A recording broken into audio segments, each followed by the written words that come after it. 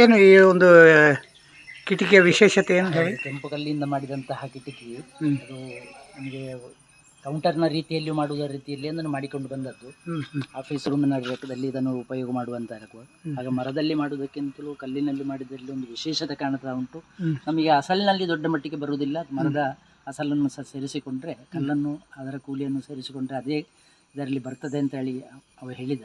ಆ ಲೆಕ್ಕದಲ್ಲಿ ಬಂದದ್ದು ನಮಗೆ. ಈಗ ಮಾಡುವಂತಹ ಲೆಕ್ಕದಲ್ಲಿ ನೋಡುವಾಗಲೂ ಅದೇ ರೀತಿಯಲ್ಲಿ ಆಗುತ್ತೆ. ಇದು ಡಿಸೈನ್ ಎಲ್ಲಿಂದ ಮಾಡಿದೆ ನೀವು? ಡಿಸೈನ್ ಎಲ್ಲ ಅವನೇ ಮಾಡಿಕೊಂಡದ್ದು, ಅವನ ಮನಸ್ಸಿನಲ್ಲಿ ಕಂಡದ್ದು. ಯಾರು ಮೇಸ್ತ್ರಿ? ಯಾರು? ಮೇಸ್ತ್ರಿ ಸುರೇಶ ಅಂತ ಹೇಳಿ, ಇಲ್ಲಿ ಇರುವ ಪಾಲೇಕರ್ನಲ್ಲಿರುವಂತಹ ಸುರೇಶ. ಹಾಗೆ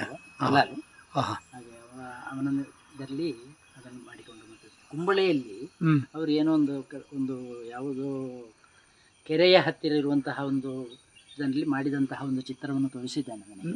ಆ ಚಿತ್ರ ತೋರಿಸಿದ ನಂತರ ಅದು ಆ ರೀತಿಯಲ್ಲಿ ಮಾಡಿಕೊಂಡು ಬಂದರೆ ಆಗಬಹುದು ಅಂತ ಹೇಳುವಂತಹ ಅಭಿಪ್ರಾಯದಲ್ಲಿ ಈ ರೀತಿಯಲ್ಲಿ ನಿರ್ಧರಿಸಿಕೊಂಡು ಬಂದದ್ದು.